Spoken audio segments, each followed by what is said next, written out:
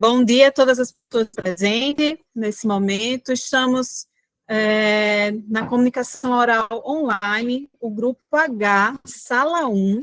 Estamos iniciando às 10 horas e 13 minutos.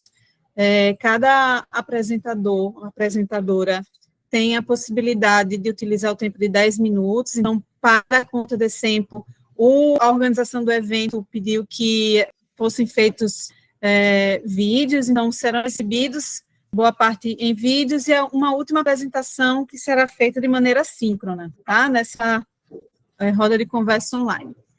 Agradeço demais a participação de todas as pessoas nesse momento, tanto as apresentadoras, quanto os que estão aqui para interagir conosco. Então, a organização nós temos a previsão de 4 apresentações para essa roda de comunicação, e depois das 4 apresentações, a gente abre para a participação dos ouvintes e inclusive, as apresentadoras também, se quiserem colocar mais alguma coisa, fazer alguma pergunta a um outro apresentador, apresentadora, aí a gente vai ter 30 minutos para fazer isso ao final, tá bem? Então, agradeço demais, e nós vamos iniciar com a primeira apresentação. O trabalho se chama O Ateliê Centrífugo, ocupando o papel híbrido de artista, educadora, pesquisadora, modelo e aprendiz nas oficinas colaborativas de modelo vivo. A apresentadora é a Lídia Cesaro Penha Ganito.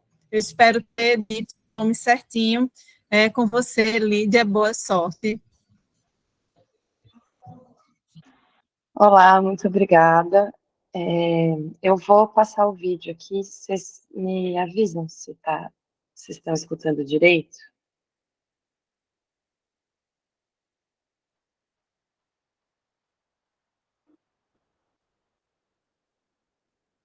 Dá para escutar direito? Está funcionando o áudio?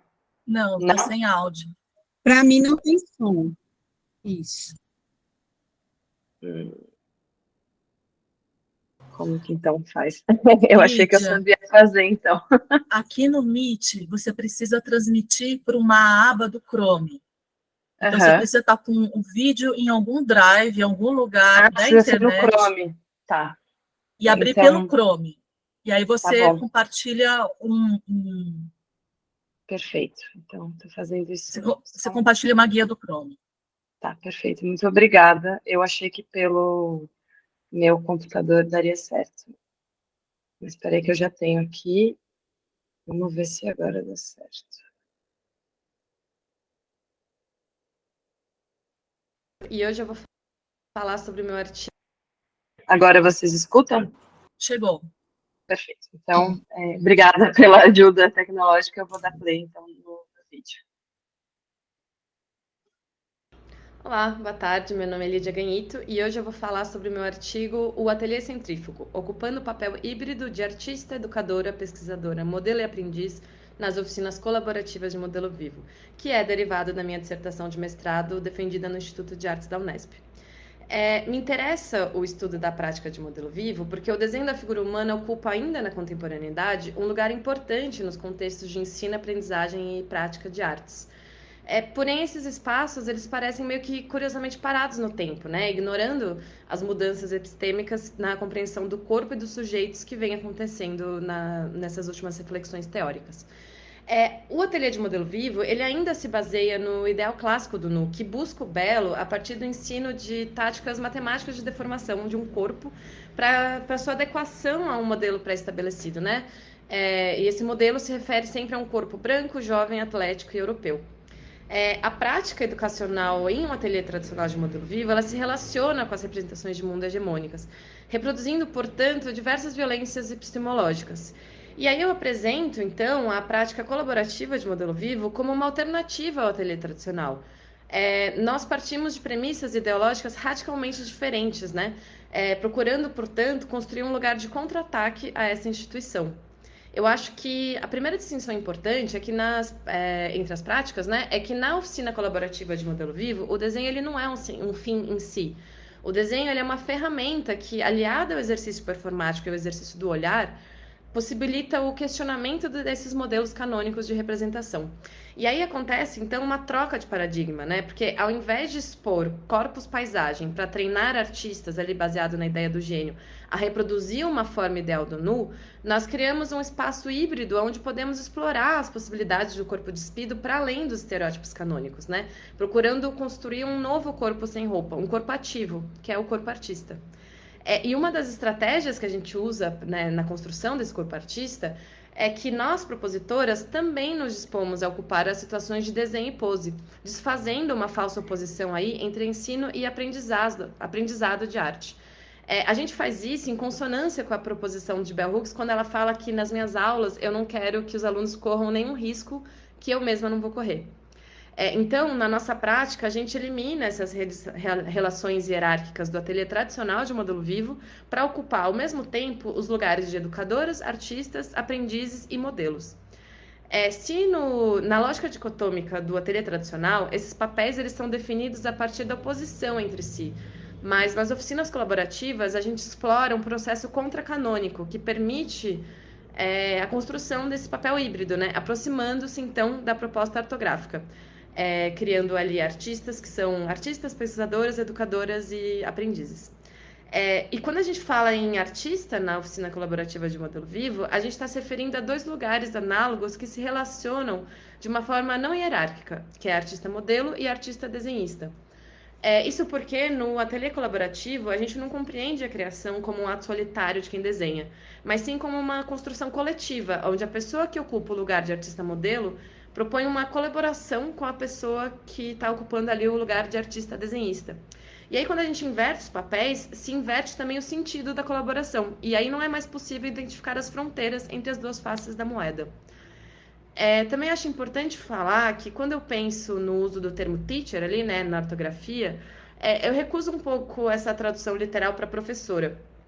Quando eu opto pelo termo educadora, eu estou destacando que eu me alinho a essas práticas onde não necessariamente existe uma separação entre aquelas que aprendem e aquelas que ensinam. Isso porque no ateliê colaborativo, o processo de ensino e aprendizagem acontece em diálogo com o princípio da igualdade das inteligências, né? A gente atua como mestres ignorantes que buscam a emancipação intelectual, procurando ensinar também o que se ignora, como diz o Rancière. E partindo muito também ali da concepção de Bell Hooks da educação como prática da liberdade. E aí, esse papel híbrido, ele, claro, ele se complexifica bastante quando a gente inclui ou retira, né, as roupas da equação. Porque se envolver no ato de criação e se juntar a quem desenha já é um momento vulnerável para a pessoa que conduz a atividade de ensino e aprendizagem de arte, quando a gente fica sem roupa nesse ambiente, a gente radicaliza essa experiência de deshierarquização. A pessoa que frequenta uma oficina colaborativa de modelo vivo precisa romper com essa concepção canônica do mestre ou vai encontrar dificuldades em aceitar que quem propõe a atividade também vai se despir para ocupar a posição de modelo. E para ser possível se despir enquanto propositora na oficina colaborativa de modelo vivo, você também precisa destruir essa figura do mestre. E é justamente aí, na recusa das polarizações hierárquicas, que surge essa figura híbrida, que é a artista, educadora, modelo, aprendiz, pesquisadora no ateliê colaborativo de modelo vivo. Quando eu estava fazendo esse exercício de refletir teoricamente sobre o ateliê colaborativo de modelo vivo, eu redescobri que o que nos move são as práticas anti-hierárquicas, descentralizadoras e centrífugas que a gente herda ali, né, dos ideais feministas. E eu digo centrífuga porque ao invés de procurar convergir todas as pessoas para um centro, de onde se tira a mesma conclusão de aprendizagem, a gente procura criar uma força de movimento que impulsiona cada um para fora, em direção ao seu próprio caminho. E o ensino feminista centrífugo, ele busca gerar essa autonomia para que cada pessoa possa seguir os seus próprios interesses. E a proposta etnográfica, ela também sugere um movimento centrífugo, né? Quando ela propõe que a pesquisa, a research, seja compreendida como um caminho que se constrói durante o próprio percurso de investigação. Convidando a gente a abandonar um caminho pré-estabelecido para a pesquisa, a ortografia permite esse impulsionamento em direção oposta ao centro. E em diálogo com essa leitura, eu identifico que o princípio fundador da nossa pesquisa com as oficinas colaborativas de modelo vivo foi um corajoso mergulho no desconhecido, porque nós não sabíamos desenhar, não sabíamos posar e não sabíamos ensinar, mas a gente queria aprender. E sabendo que sozinha seria impossível, a gente foi lá e fez coletivamente. Não é fácil, né? Desdobrar em todas essas múltiplas funções em um mesmo contexto. O trânsito sutil entre todos esses papéis, ele é um exercício de equilíbrio, né? Ele é uma corda bamba. Porém, quando a gente desconstrói as dicotomias, né, mestre, aprendiz, desenhista, modelo, observadora, observado, objeto, sujeito, e também artista, educadora ou educadora, pesquisadora, a gente cria novos repertórios acerca do que pode ser a presença de um corpo em um ambiente de ensino, aprendizagem e prática de arte. E aí eu entendo que o ateliê colaborativo de modelo vivo, ele se consolida, portanto, como um lugar onde se desenvolve um dos princípios ortográficos definidos ali pela Rita Irwin, que é uma relação intrínseca entre corpo, teoria e prática. Bom, ao longo dessa apresentação, eu procurei descrever como a prática colaborativa de modelo vivo busca desnaturalizar as concepções ideológicas do ateliê tradicional de modelo vivo, relacionando o nosso papel híbrido de artista, pesquisadora, modelo, educadora, como com os princípios da ortografia. Convidando os participantes a reconhecer em um espaço colaborativo os corpos em sua multiplicidade de gêneros, raças, formas e subjetividades, a gente procura proporcionar um repertório visual ampliado, que prevê também outras possibilidades de existências.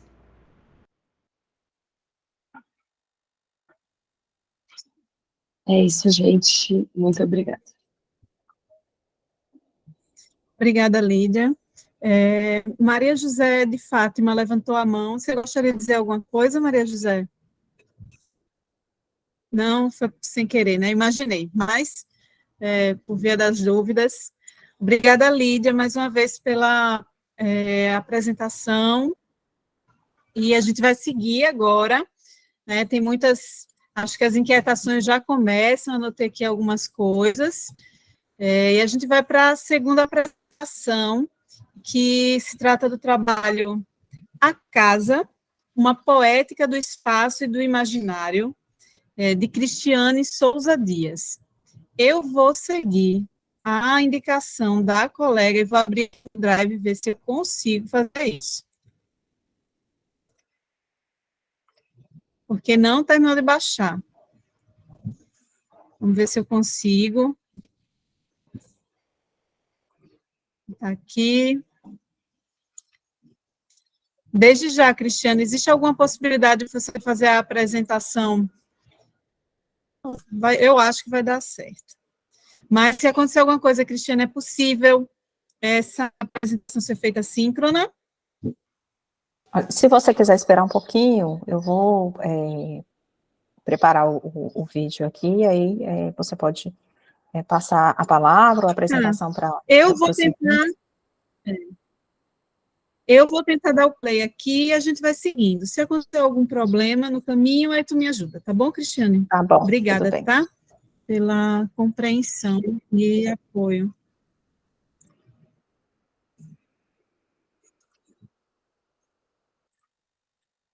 Vou te compartilhar agora.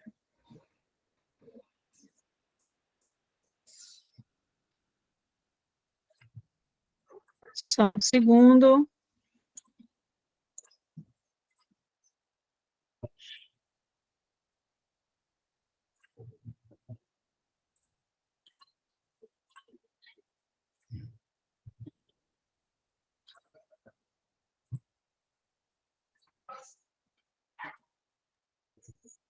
Vocês estão ouvindo e vendo bem, tá? Por favor. É um prazer estar aqui no 32º encontro da Confaeb. Meu nome é Cristiane Souza Dias, sou professora, artista, pesquisadora e atuo como docente no Conservatório Estadual de Música Lourenço Fernandes. O presente trabalho se trata de um artigo cujo tema foi A Casa, uma poética do espaço e do imaginário. O artigo trata de um relato de experiência de ensino de arte realizado dentro da referida instituição, cujo tema também foi tratar da casa a partir da ideia de uma poética do habitat e também da constituição do imaginário das crianças. O público-alvo foram crianças de 10 anos, do 5º ano do ensino fundamental. O objetivo do artigo foi analisar, a partir dos estudos do Arthur Efland sobre o conceito de imaginação cognitiva, de que maneira a construção de uma produção artística a partir da casa, da estrutura da casa, como se fosse também um mapa de tesouros, realizado com crianças, mobilizaria também essas estruturas da metáfora, que se trata aí de um componente da imaginação, corroborando também para a criação de um processo cognitivo. A estrutura do artigo trata primeiramente da casa, né, a partir dos estudos de Bachelard, principalmente analisando essa poética que se constitui como a poética do habitar, de que maneira a criança ela se apropria desse espaço, e aí nós utilizamos também a Mayumi Souza Lima, que é uma arquiteta, que efetuou alguns estudos também com crianças, principalmente a partir de desenhos. A segunda parte, nós tratamos de estudar um pouco do conceito de cognição imaginativa a partir dos estudos do Arthur Efland e também da Lúcia Gouveia Pimentel. Na terceira parte, nós passamos para a análise dos processos artísticos constitutivos realizados ali com as crianças dentro da sala de aula. A metodologia utilizada foi de cunho bibliográfico, né, associada às teorias dos referidos autores, com o tema da cognição imaginativa, associado ao relato de experiência dessas atividades realizadas em sala de aula. Então, nós partimos inicialmente de uma reflexão em torno dos estudos do Bachelard a respeito da casa, quais as dimensões que a casa tem para o ser humano. Inicialmente, o Bachelard aponta que a casa primordialmente guarda essa ideia, né, nós guardamos essa ideia, essa relação de proteção com a casa, de abrigo, de refúgio. Ela vai propiciar um conforto físico, mas ela vai propiciar também um conforto psicológico. Então, à medida que nós habitamos essa casa, nós construímos também esse refúgio. Então, a construção dos móveis, a organização da casa, a maneira como a gente escolhe os elementos, criam também essa sensação de conforto. E, ao mesmo tempo, existe também um imaginário sendo construído dentro dessa casa. Então, a casa também é o local que nós criamos uma poética de habitação, uma forma constitutiva em que se expressa, através da casa, um pouco da nossa identidade. O espaço da casa, ele mantém o homem erguido através de todas as tempestades do céu e da vida. Uma casa, ela funciona como um abrigo, em termos de estrutura, mas existe também essa ideia de abrigo psicológico, de conforto. A Mayumi, que estudou também a respeito dessa estrutura, como é que as crianças se relacionam com a estrutura da casa, ela diz também que a criança, além de pensar no espaço físico, ela também tem uma impressão sensível muito forte a respeito desse espaço. Então, a casa, ela é também um espaço de alegria, ela é um espaço medo, ela é um espaço de proteção, né, um espaço mistério, um espaço de descoberta. Então, à medida que a criança ela ocupa os espaços, ela cria também um universo imaginário dentro de cada local dentro da casa. O professor Arthur Efland, em seus trabalhos, ele vai argumentar que a construção de sentidos que é criada a partir das metáforas, ela envolve também um processo da imaginação, e se trata, sim, portanto, de um processo cognoscível. É na arte que a gente vai ver que, de certa forma, essa operação de criação de metáforas e de uso da imaginação, ela atua com maior excelência. Então, utilizando dois autores, o Lakoff e o Johnson, o Efland vai dizer o seguinte: para que se alcance o nível da metáfora, é necessário, primeiro, né, que o indivíduo ele domine uma capacidade, que é a capacidade de categorização, a capacidade de distinguir os elementos, de selecionar os objetos, por exemplo, a partir de categorias. Então, ele cita alguns exemplos que são efetuados a partir da distinção, por exemplo, de flores, como é que a gente consegue, a partir de processos cognoscíveis, distinguir as flores, por exemplo, margaridas das rosas, e estabelecer que elas estão dentro da categoria das flores. Então, da mesma forma, essas conquistas, vamos dizer assim, conquistas cognitivas que são as metáforas, elas emergem desses processos de organizar os dados da percepção. Então, os artistas fazem isso igualmente. Então, nós podemos,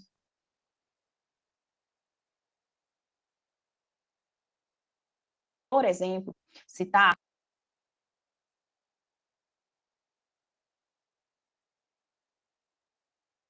artistas como Pablo Picasso,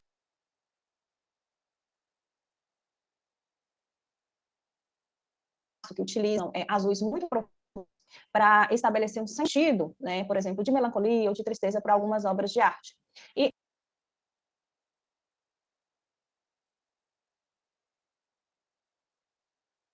a gente vai ver que a medida de organização, a associação que os artistas fazem, por exemplo, de uma mesma tonalidade de azul com elementos formais, com outros grupos de cores, vão dar novos sentidos para esses objetos. Eu estruturei a proposta de atividade em 3 etapas distintas. Então, desenho da casa, inicialmente, né? Depois eu mostrei algumas referências de obras de arte, que é do Guilherme Putica, e depois nós fizemos a transferência dessa casa para um EVA, que é um objeto, que é um material muito utilizado nas escolas e que é utilizado, às vezes, com uma função mais estereotipada. Então, inicialmente, no projeto, eu instiguei as crianças a pensarem na casa como se a casa fosse um mapa do tesouro. De que maneira que a gente representaria esse mapa? O que é um mapa para eles? A gente discutiu inicialmente isso, que apareceram muitas respostas interessantes, né? As crianças já têm algumas, né, construções, né? Eles, inclusive, mencionaram que a casa se trata, né, de que o mapa se trata de uma representação, né, de um território. E foi que eu instiguei, né? Se a gente fosse pensar nessa casa como território, o que apareceria ali de importante? Como é que a gente pode registrar, por exemplo, uma sala? Quais os elementos são importantes que tem que aparecer numa sala? E, em seguida, pedi para que eles pensassem em objetos que fossem valiosos, né, objetos que tem dentro da residência. Foi muito interessante que, inicialmente, as crianças já apontam aí objetos que são objetos eletrônicos,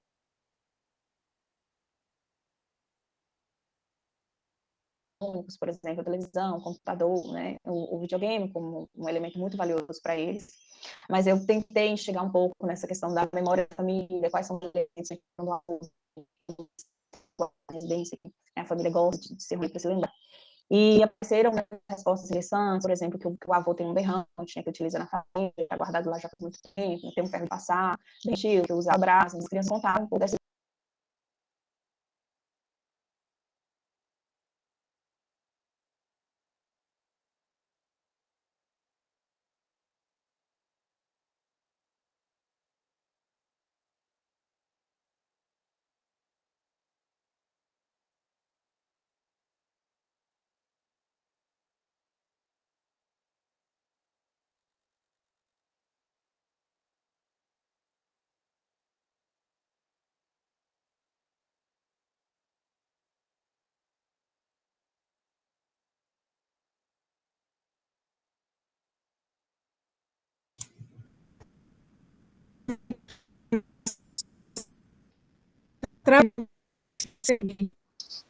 Que eu tenho aqui, eu caí. Estamos. Eu acho que você caiu sim. Histórias. Vocês estão Agora Em ouvindo? sim. seguida, eu Deu uma apresentei algumas referências de obras de arte do artista. Isso. Foi uma queda na minha internet. Vocês estão me ouvindo agora? Estamos. Ele está carregando o vídeo agora, parece. É. Eu dei pausa para poder falar com vocês. Tentamos seguir. A gente tenta novamente. Fechei as abas todas que eu tinha aqui abertas para tentar conseguir seguir com a apresentação. Deixa eu voltar Liliana, eu acho que pode pouquinho. seguir. Parece que ele carregou. Parece que ele carregou no automático e a gente pode já está terminando também. Isso. E eu voltei um pouquinho, Cristiane, para mim parou aqui, quando você estava falando sobre a questão da casa enquanto mapa de tesouro, tá? Isso. Avô, avô, algum bisavô que está ali guardado na residência, que a família gosta de se reunir para se lembrar. E apareceram, né, muitas respostas interessantes, por exemplo, que o avô tem um berrante, né, que utiliza na fazenda, que está guardado lá já faz muito tempo, tem um ferro de passar, bem antigo, que usava brasa. As crianças contaram um pouco dessas histórias. Em seguida, eu apresentei algumas referências de obras de arte do artista, que é o Guilherme Cutica, que é um artista argentino, que trabalha muito com mapas também, mapas de diferentes territórios, mas que trabalha muito com a estrutura da casa. E o Cutica, ele tem um trabalho interessante, que ele brinca muito com a casa, como se a casa fosse um ser vivo. Então, a casa, ela tem pulmão, né? Ela tem coração, a casa respira, essa casa adoece. E tem muitos trabalhos dele que foram feitos durante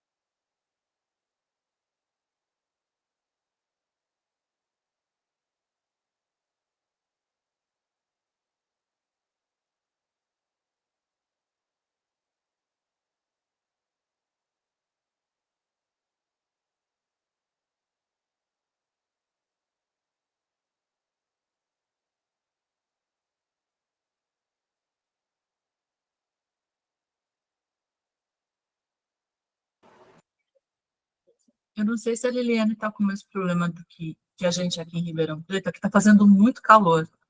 E aí, inclusive, meu computador está parando por causa do calor. E aí eu estou com uma bolsa de gelo em cima do computador, para ele fazer ele funcionar. Talvez seja o caso lá também.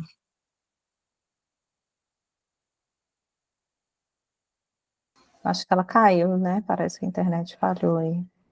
Falhou, caiu de vez. Gente, enquanto ela não chega, deixa eu elogiar o trabalho de vocês duas. Gente, que trabalhos lindos! Eu preciso ler esses trabalhos. Onde é que eu encontro? Queria muito o seu, Cristiane, e muito da Lídia também. Da Lídia eu sei onde encontrar, que eu consigo achar lá no repositório da Unesp. Mas a Cristiane, onde é que encontra o seu trabalho? Então, o trabalho faz parte do projeto de pesquisa ainda, então, assim, está em andamento, né? Foi um relato de experiência, então, do meu processo, assim, enquanto educadora, enquanto a pesquisa ainda está em andamento. Então, ainda não está disponível, mas vai estar disponível enquanto artigo, né? Então, depois vocês vão poder ler o material. Então, assim, como é processo, né, em sala de aula, acho que seja importante para quem é educador. Mas a gente conseguir voltar agora. Eu, de fato, tive um problema aqui com instabilidade na internet e não vou conseguir. Faltam 3 minutos do vídeo, Cristiane. Eu não sei se eu enfrento e tento passar esses últimos 3 minutos. Eu ainda estou carregando ele aqui, porque eu estou acessando de um outro computador, né, não estou na minha residência, e aí eu estou com ele salvo, eu estou carregando ele aqui. As questões com a internet, assim, são sempre muito sensíveis. Daí eu pergunto aqui a alguém, eu posso enviar o link do vídeo que está no Drive para alguém que esteja com a internet melhor e que possa fazer o compartilhamento. Alguém que consegue? Posso tentar. Você tenta, amiga? Eu vou pegar aqui Com o link certeza. especificamente do vídeo. Eu até vou deixar minha câmera fechada por enquanto, porque como ela acaba piorando a situação.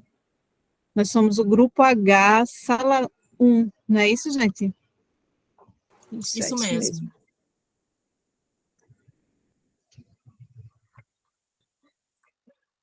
Pronto. A gente estava em 6 minutos e 39 segundos.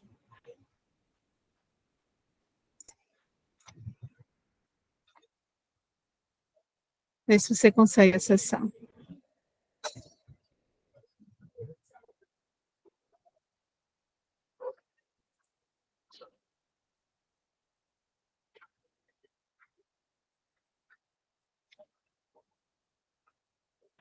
Aqui está funcionando direitinho. Querem que eu compartilhe?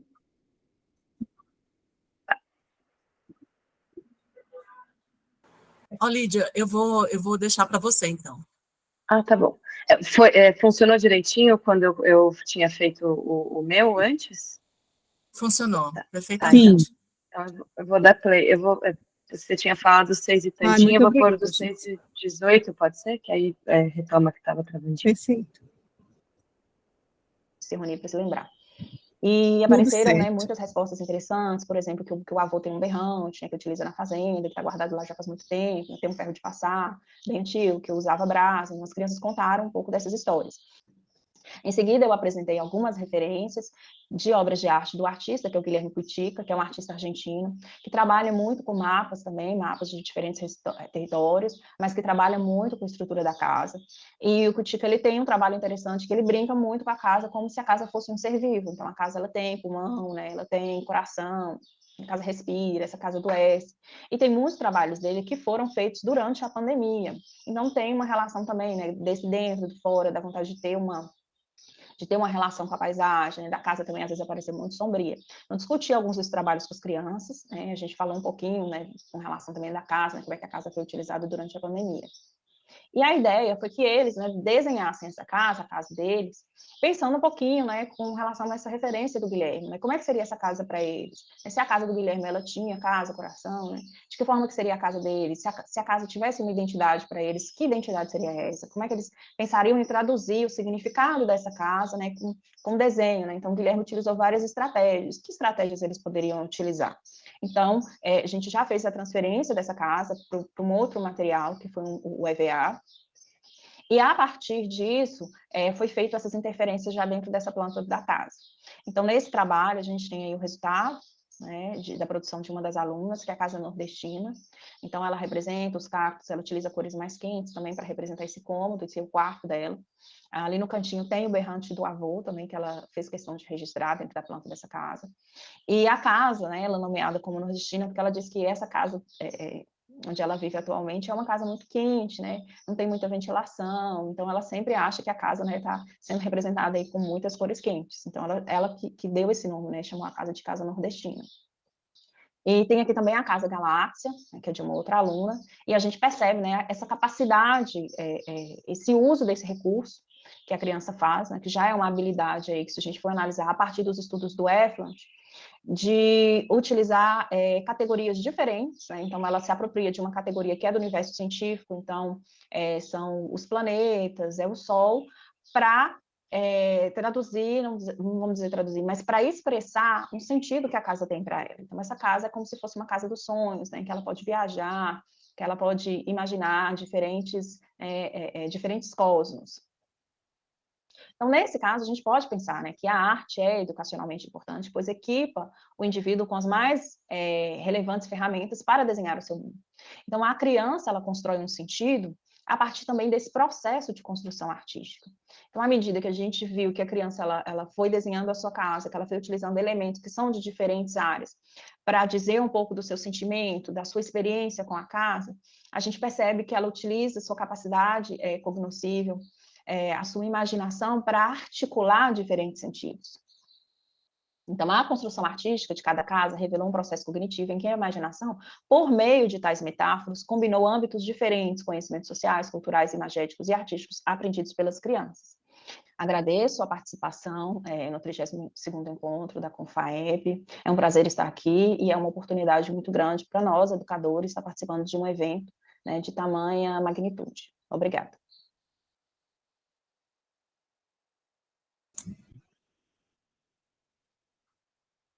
Obrigada, Cristiane, pela apresentação do trabalho, pela submissão da sua pesquisa em andamento, mas aí agradeço também às colegas que puderam aí dar esse apoio, né, a Lídia e a Jéssica, que se disponibilizaram para ajudar, tá?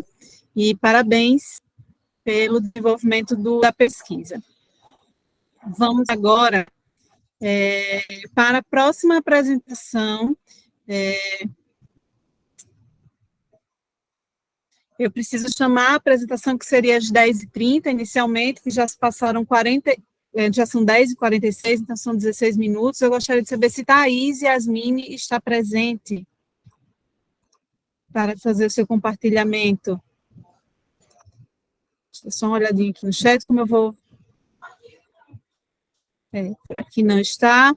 Então, vamos seguir para a terceira apresentação do trabalho Oficinas de Brincar e Conviver, de Laura Farnetani, Yasmin Ribeiro Lorenzo e Jéssica Mami Maquino.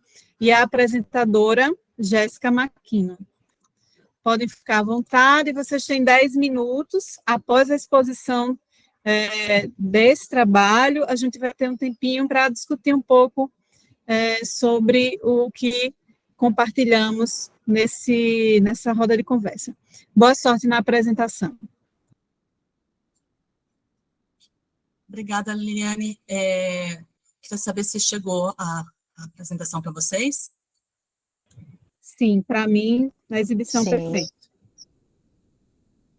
Obrigada. Somos aqui da USP de Ribeirão Preto, da Faculdade de Filosofia, Ciências e Letras de Ribeirão, do curso de Pedagogia. Eu sou professora das disciplinas de Arte, Música, Movimento e estágio supervisionado em Educação Infantil. Laura Farnetani e Yasmin Ribeiro Lourenço, eu não vou falar sobre o nome da Laura, tá? Para não vender. Elas são as monitoras dessas oficinas e elas são estudantes do curso de Pedagogia, primeira e segunda autoras deste trabalho.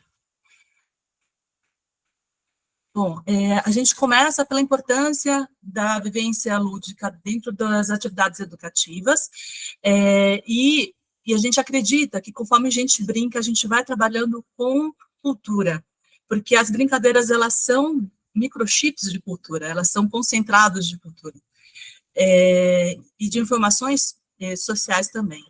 Ao mesmo tempo que, enquanto a gente brinca, a gente vive um momento presente, sem a interferência de outras ações, como, por exemplo, consultar o celular, ou se preocupar com outras questões do dia a dia, como as contas a pagar. Por isso, acreditamos que as brincadeiras, elas são importantes não somente para as crianças no seu desenvolvimento, mas também na vida adulta, na vida jovem desses graduandos, na necessidade da gente estabelecer relações um com o outro.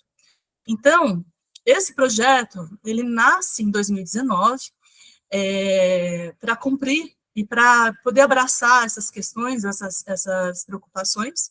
Elas acontecem, as atividades, uma vez por semana, antes da aula, que é do curso noturno, e estão convidados membros da comunidade interna e externa da USP, e nós temos a Laura e a Yasmin, que se utilizam dos instrumentos metodológicos educacionais, que são a avaliação, planejamento, registro, replanejamento, avaliação e assim por diante, pesquisa, para poder organizar esses encontros.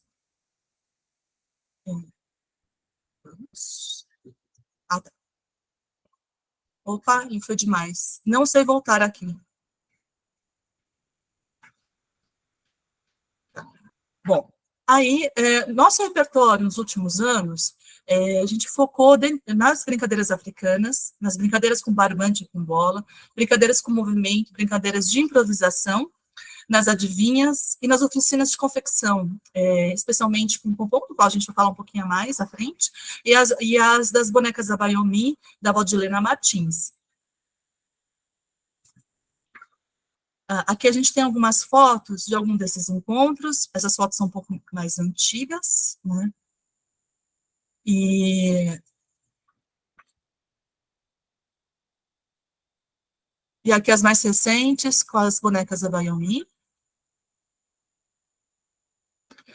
A ideia da oficina de pompons, ela vem de um movimento, que é um coletivo, que é o da INSEE América Latina, né, que são várias professoras e professores de arte organizados nesse grupo, que é o International Society of Education for Art, e nós promovemos no ano passado, junto com essa Semana Internacional de Educação Artística da Unesco, o mapa pompom gráfico, em que cada pessoa da América Latina produzia pompons e se organizava de alguma forma com eles, fazendo interferências artísticas, né? E a gente fez uma oficina de pompons, e a gente brincou com esses pompons, né? E a gente acabou entrando para o mapa, fazendo essa divulgação naquele espaço. Recentemente, também em 2022, a gente começou a atuar com formação continuada, trabalhando com docentes da Rede Municipal de Ribeirão Preto, do segmento da educação infantil. Nós trabalhamos especialmente com as publicações do Rogério Barbosa e de Yaguaré e Yamã, em especial os livros Indule Indule, Capupi Capupi, do Rogério Barbosa, e 12 Brincadeiras Indígenas e Africanas, do Rogério e de Yaguaré. Nessas brincadeiras, elas foram adaptadas para a educação infantil, e nós procuramos trazer esse movimento do brincar para a rede, porque, por incrível que pareça, a gente ainda tem na rede municipal algumas ideias de que escolarizantes na educação infantil, né, ideias de que a educação infantil precisa cobrir objetivos ligados à alfabetização, que a gente geralmente estabelece para o Fundamental 1. Então, quando a gente trabalha com esses docentes, a gente procura trazer a importância do brincar e do quanto a gente aprende com as brincadeiras. Então, aqui a gente tem algumas fotos de um dos encontros. que é a brincadeira da serpente.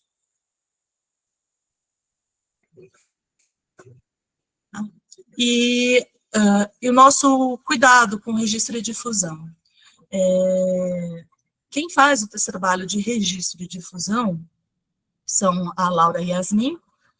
Elas criaram a página no Instagram, um perfil no Instagram, onde a gente quer brincar na USP, né? Onde a gente tem os registros dos nossos encontros, e ficaremos muito gratos, na verdade, muito gratas, se vocês puderem entrar e dar uma olhada no que a gente apronta semanalmente. Hoje, a gente tem mais uma bolsista, que é a Lorena. Yasmin, ela é a nossa voluntária agora, que ela está em outro projeto como bolsista. Esse é um projeto, é um trabalho do Programa Unificado de Bolsas da USP, que é um programa que atende a universidade com bolsas para projetos em 3 segmentos, em 3 áreas, que é o de ensino, e esse projeto é da área de ensino, na área de pesquisa e extensão e cultura. No nosso caso, é um projeto de ensino, porque a gente tem como primeiro objetivo a formação e o aprofundamento na formação das bolsistas. Então, é um trabalho de ensino, de formação continuada, porque a gente chama a graduação de formação inicial. Formação continuada, os professores já com essa primeira formação, né, com a graduação, e a gente procura se encontrar para poder fazer essas oficinas, se encontrar semanalmente, mas, ultimamente, eu tenho um grupo tão bom e tão forte, que eu tenho procurado não atrapalhar muito, e a Yasmin e a Laura, elas fazem um bom trabalho, tanto de organização, quanto de pesquisa, quanto de planejamento, que elas têm tocado muitas oficinas dentro da USP de forma muito autônoma. Então, se de 2 anos antes eu precisava muito de estar muito presente, de tempos para cá elas têm se organizado muito bem, e a gente é o que a gente procura, né, dentro do trabalho de graduação.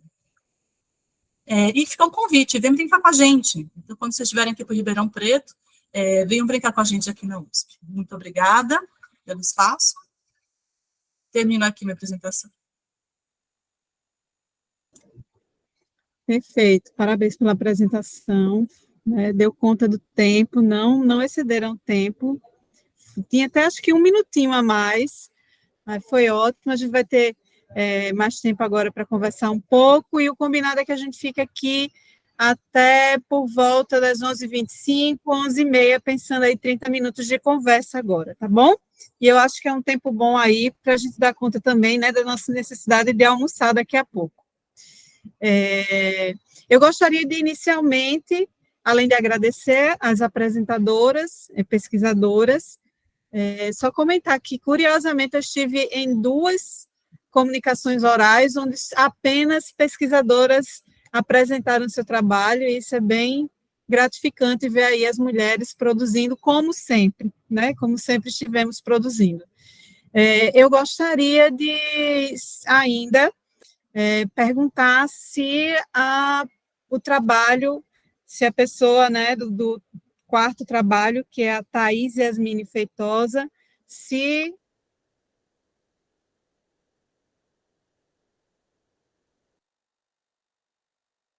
de conectividade, ela pode ter entrado no perfil de outra pessoa, por isso que eu pergunto, para dar a chance da pessoa apresentar. Como, infelizmente, não foi possível a chegada dela, da Thaís Yasmine, eu pergunto agora aos ouvintes se gostariam de fazer alguma colocação, até a própria Yasmin também, que é do grupo de pesquisa, a Laura, se vocês gostariam de falar, fazer alguma pergunta, alguma contribuição. E ao longo aqui da nossa conversa, vocês também podem levantar a mão para que se inscrevam para a fala, tá certo? Como, por enquanto, não tivemos ainda inscrições, eu vou seguir a ordem de apresentação, Jéssica, eu vou seguir a ordem de apresentação para trazer algumas questões aqui do trabalho de vocês, para a gente colaborar nessa discussão. Mas antes, eu prefiro dar aí a fala à Jéssica. Fique à vontade, Jéssica. Desculpe, Liliane, é que tinha a Sara, ela estava pedindo alguma informação da organização, mas ela acabou de sair da sala. Eu não tinha visto no chat, mas como ela saiu da sala, enfim. Vamos lá, seguindo. A primeira apresentação que foi a de Lídia. Lídia, para que compreendamos todos, assim, eu queria saber de você, assim, mais informações acerca do contexto da sua pesquisa e para você, assim, quais são os principais resultados dessa pesquisa, se é uma pesquisa que está em andamento ou se você já encerrou esse processo e agora é compartilhamento e onde sua pesquisa pode ser encontrada, assim, para quem está querendo mais informações. Então, depois eu pensei, né, que eu devia ter já trazido esse contexto na apresentação inicial, mas, enfim, tantas coisas. E aí eu me esqueci Desculpa te interromper. E tem uma outra coisa que eu senti falta, e aí fica para todas as apresentadoras. A gente precisa se apresentar, né, para entendermos como, onde é que vocês atuam, tá certo? Para a gente complementar aí a nossa conversa e a gente compreender bem a pesquisa que vocês trazem. Não, perfeito. Eu sou aqui de São Paulo, eu agora estou doutoranda na Unesp, onde eu fiz também o mestrado e a graduação, então eu estou lá faz bastante tempo. E toda essa pesquisa, eu comecei essa pesquisa em 2012, quando eu era aluna de graduação ainda.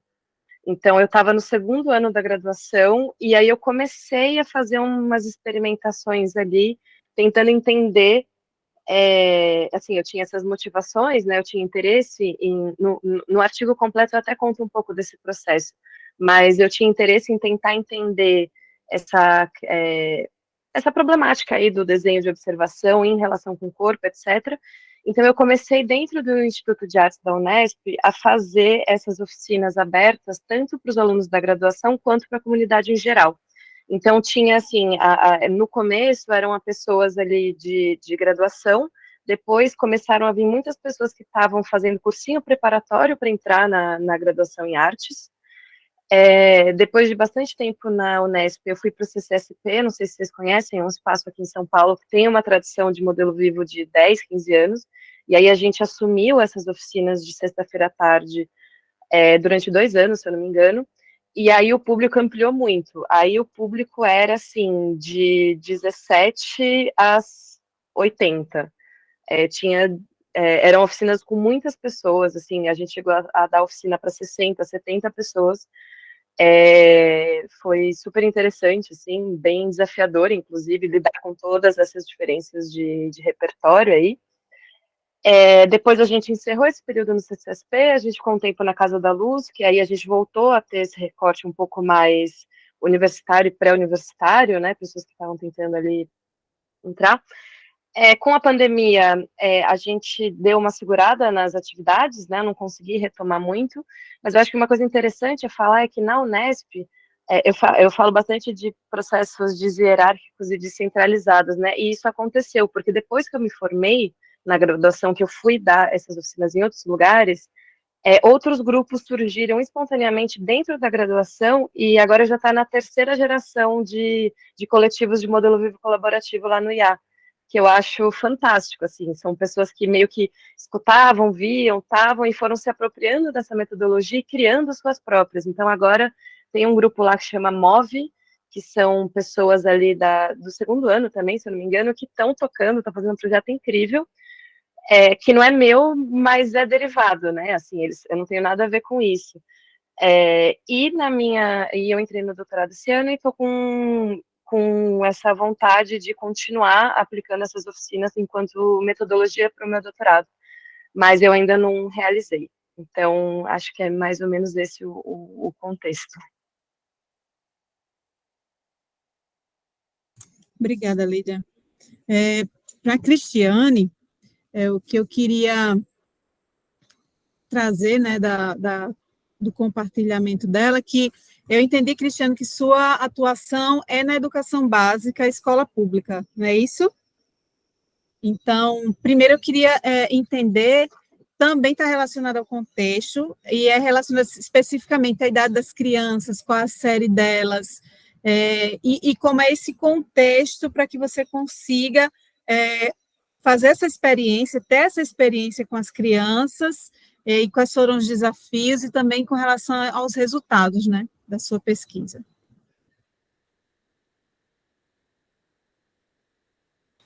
Então, bom dia para todo mundo, né? Eu sou Cristiane, eu moro aqui no interior do norte de Minas, né? Uma cidade assim bem próxima. Tem um clima bem parecido aí com a Bahia, né? Eu moro em Montes Claros, um clima bem quente. E esse trabalho surgiu a partir da minha prática dentro de sala de aula, que são alguns desdobramentos de perguntas assim que foram levantadas. Esse trabalho foi desenvolvido com crianças de 10 e 11 anos do 5º ano do Fundamental, né, dentro do Conservatório Estadual de Música Lourenço Fernandes. O conservatório é uma instituição que trabalha com ensino de artes e atende esses alunos no contraturno. Então, a gente tem aulas, né, de música, de dança e de artes plásticas, né, e a gente tem também alguns cursos técnicos.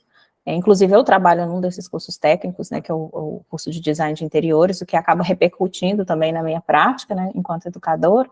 Trabalho muito com projeto de residência.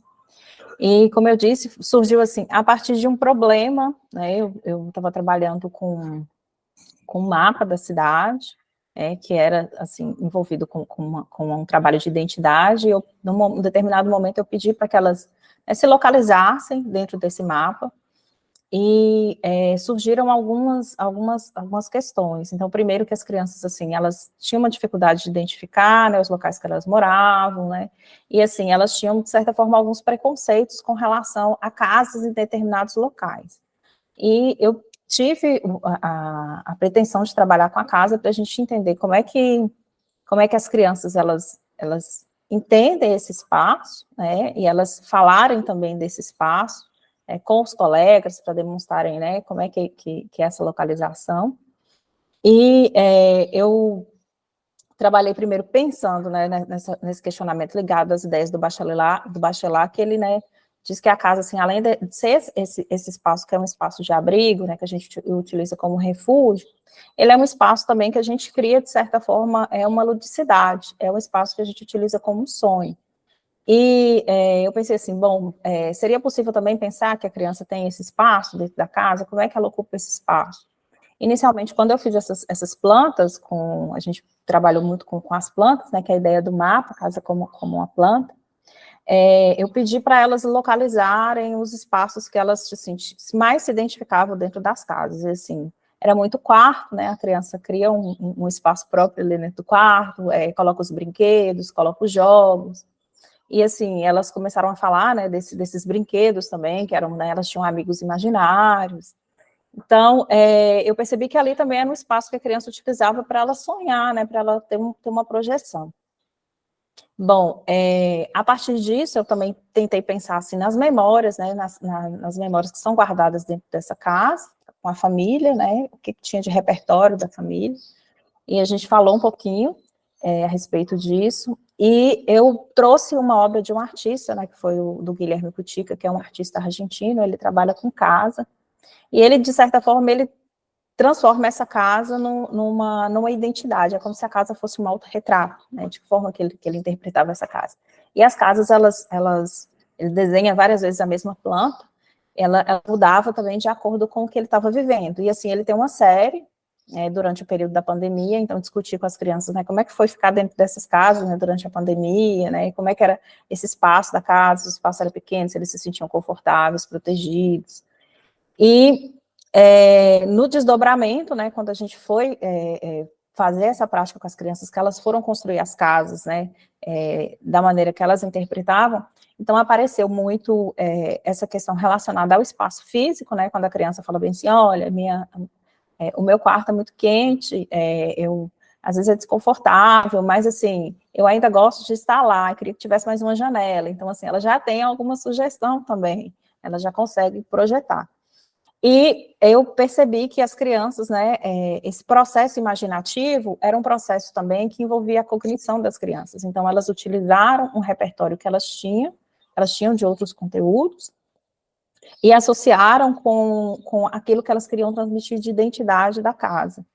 E, ao mesmo tempo, elas utilizaram também o repertório que a gente vinha trabalhando em sala de aula. Então, muitas crianças utilizaram, por exemplo, a aquarela como estratégia para criar, né, um degradê, para explorar diferentes cores. Então, de certa forma, a gente pode pensar assim, que a criança, enquanto ela cria, ela tem um processo que é um processo de conhecimento. Então, assim, nesse momento, ela também está se conhecendo, ela está conhecendo, entendendo a casa dela, entendendo esse espaço, enquanto espaço afetivo, né? De que forma que esse espaço expressa os sentidos que ela revela para essa casa, né? A relação que ela tem com a família também. Então, assim, o resultado foi muito interessante, eu tenho interesse, assim, de realizar novamente. Esse trabalho faz parte de uma pesquisa que eu estou desenvolvendo ainda, que ainda está em processo de escrita, e assim, vocês vão inicialmente só encontrar, assim, a disponibilidade realmente no artigo. Então, quem tiver interesse, tiver curiosidade, né, às vezes para ter um desdobramento também, e poder realizar isso aí com outros estudantes, eu estou aberta aí a compartilhar do meu trabalho. Muito bom, obrigada, Cristiane. E os trabalhos apresentados vão constar nos anais, né, do evento. Então, após o encerramento do congresso, da FAEB, a gente vai ter a disponibilização dos anais. Jéssica, professora Jéssica, minha dúvida, não é nem dúvida, na verdade. Primeiro é que é bastante tocante o viés que vocês escolhem para atuar, que é o brincar, né? E quando eu li o título, eu imaginei que esse brincar estivesse se relacionando a uma ação com crianças, especificamente, ou só com crianças. E ao longo da apresentação de vocês, né, do artigo, da pesquisa, fica muito evidente que é um brincar para todas as pessoas.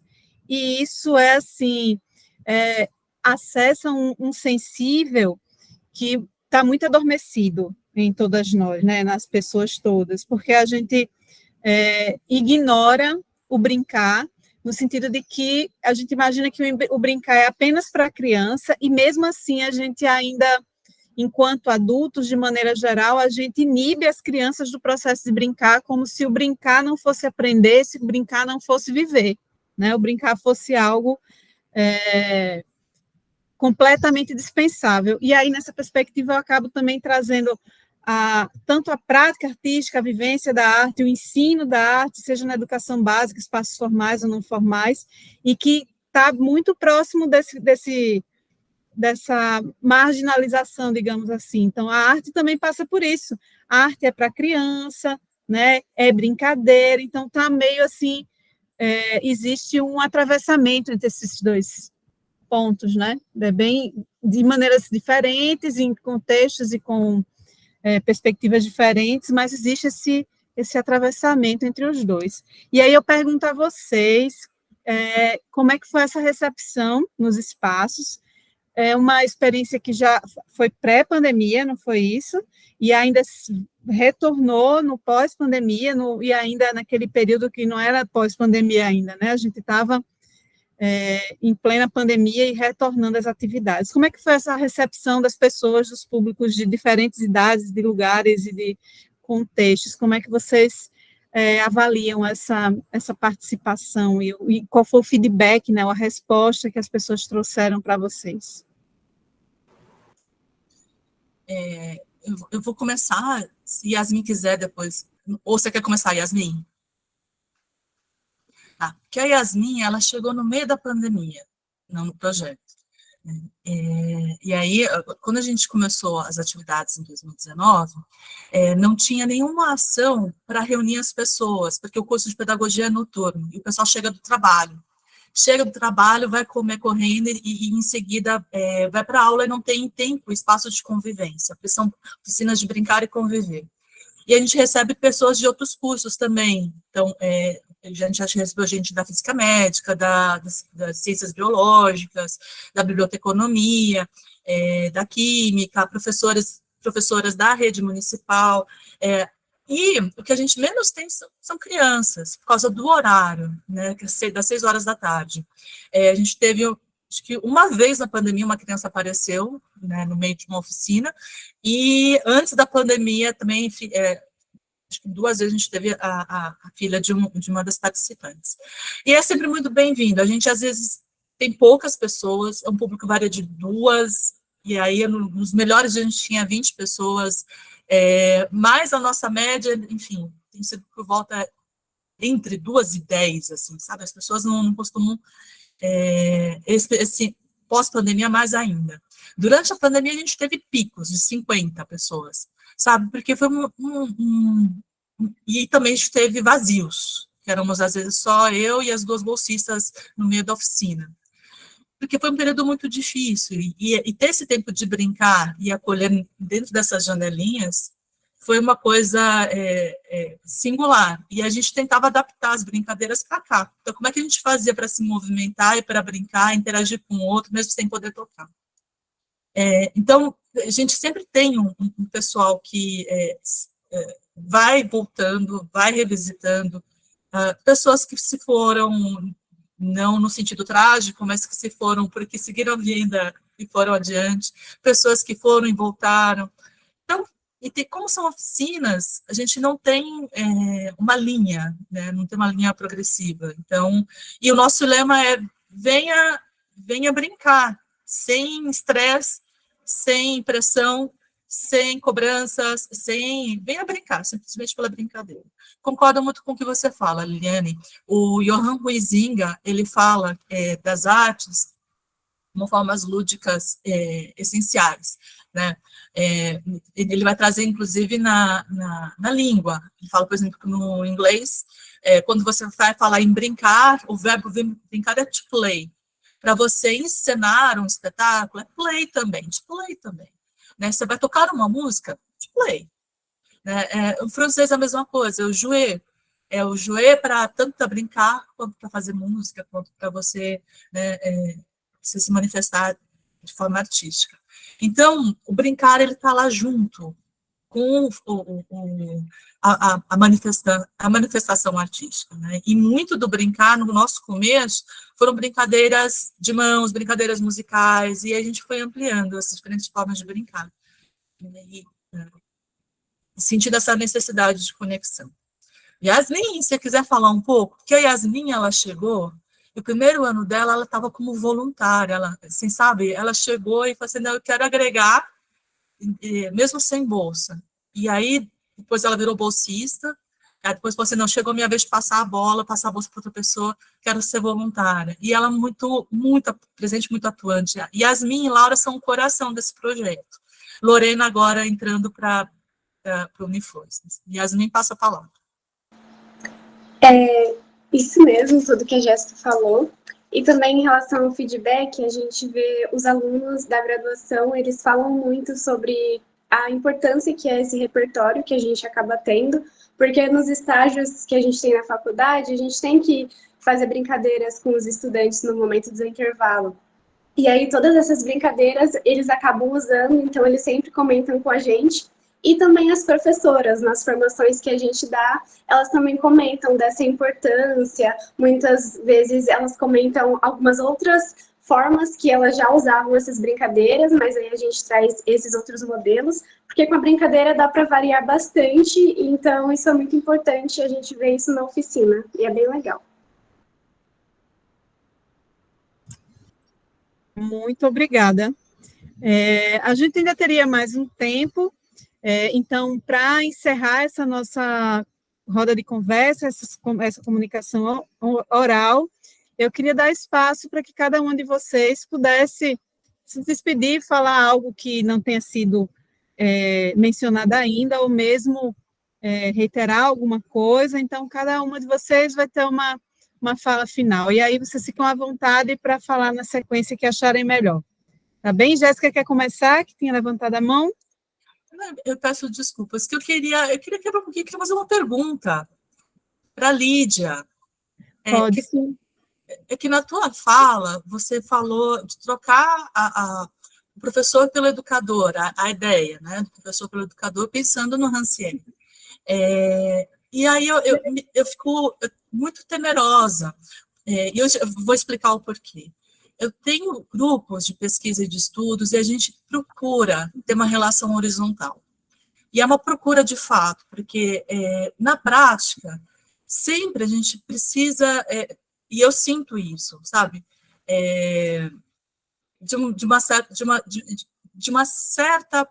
um certo posicionamento. Porque, assim, a gente, enquanto professora, a gente está em relação dialógica com o estudante, a gente está em relação de aprendizado também. Mas o que eu aprendo é muito diferente daquilo que o estudante aprende. São saberes diferentes que a gente vai construindo nessa relação.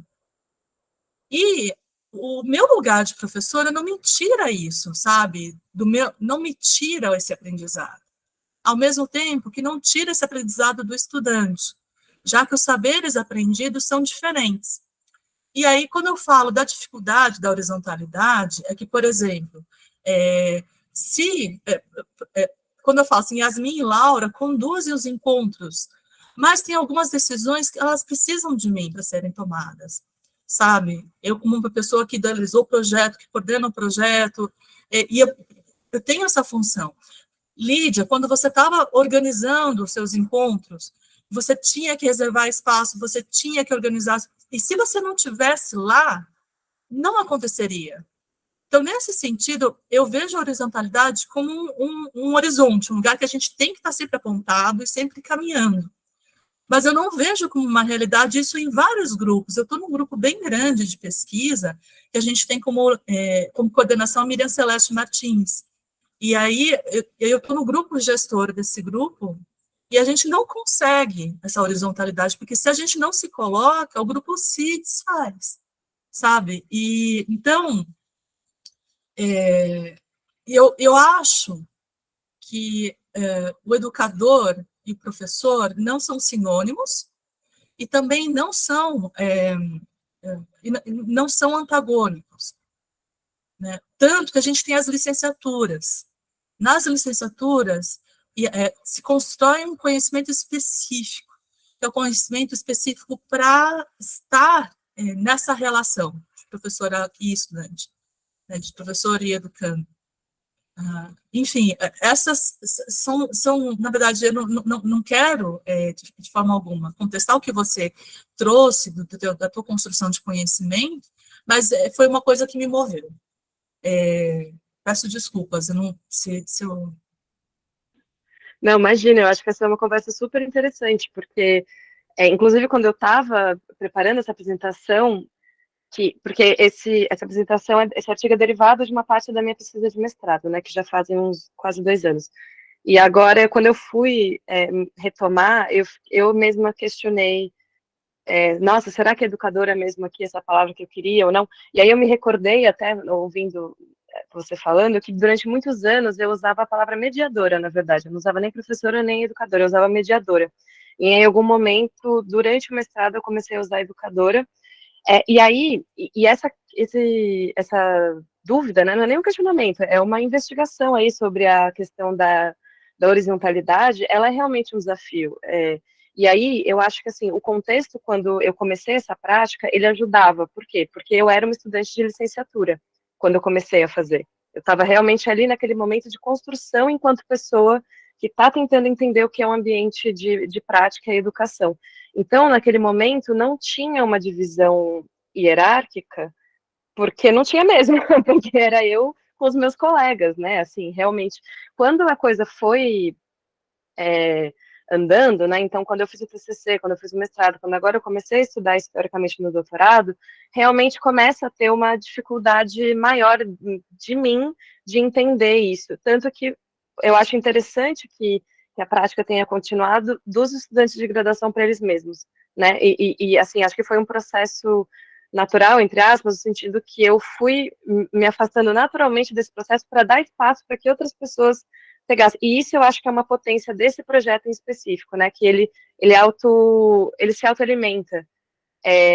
Mas essa questão é isso, eu acho que horizontalidade não significa a mesma coisa que não ter divisão de tarefas, né? E eu acho que esse que é um desafio que a gente está aprendendo agora com um grupo de pesquisa também que eu estou, enfim, envolvida agora na Unesp, que é como essa contradição em termos, né? Como dividir tarefas e delegar funções de uma forma não hierarquizada e horizontal.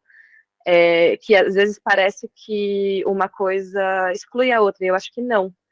É importante a gente entender que sim, precisa de alguém que reserve a sala, senão não acontece. Mas também entender e esse é um exercício que eu fico tentando fazer o tempo todo, de entender esse limite aí, né? Quanto que sou eu, quanto que é o grupo, quanto que eu também não posso me apagar enquanto propositora, mas também tem que dar espaço para que surjam outras vontades ali no grupo. Então, enfim, sei lá, realmente é um movimento muito doido.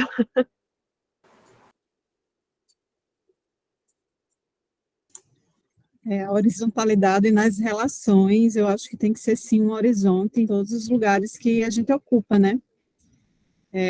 Agradecer mais uma vez a presença de todas as pessoas, né?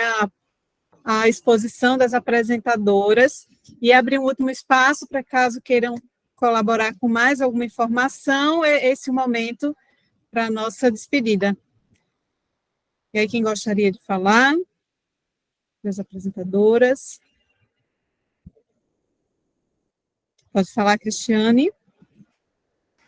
Eu queria apenas agradecer a oportunidade, para nós que somos educadores, primeiramente um evento online, assim, possibilita, né, diferentes educadores de diferentes regiões participarem, ter contato com pesquisas. Eu acho que, assim, é um momento de troca de experiências, né, você falar, por exemplo, de performance, do corpo do professor enquanto performance, né, da gente pensar também no desenho, pensar nessas práticas de brincadeiras.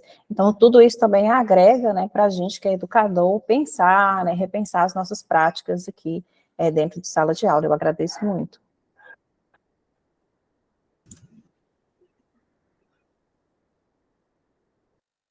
Eu também queria agradecer a todas, foi muito bom ouvir a pesquisa de vocês, eu acho que sempre amplia muito, e ter essa conversa, essa troca, eu acho que ajuda a gente a descentralizar um pouco, né, das nossas próprias práticas e abrir para outras possibilidades. Então, sempre muito importante ouvir as práticas das colegas. Queria agradecer muito pela exposição de vocês.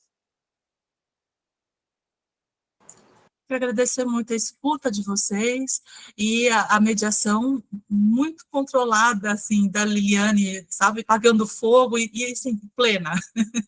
Muito obrigada pela sua plenitude no meio do caos da internet. Agradeço muito a oportunidade. Muito obrigada. A gente que agradece a vocês, o pessoal está aqui agradecendo no chat também. Eu sou lá da Paraíba, sou professora de arte da rede estadual, faço doutorado em educação e políticas educacionais, e estou aqui em São Luís, morrendo de calor, que a cidade é quente, igual a João Pessoa também. E amanhã a gente já está no penúltimo dia, amanhã é o último dia, a gente vai passar pela Assembleia Geral, e eu possivelmente vou deixar de ser representante estadual da FAEB lá na Paraíba, e a gente está se colocando na...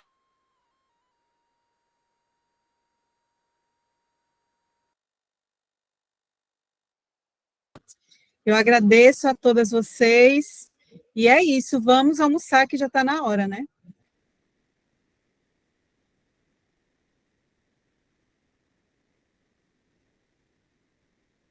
Tchau, gente, obrigada. Hello.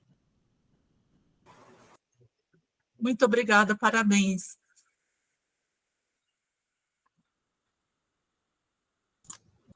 Tchauzinho, obrigada também.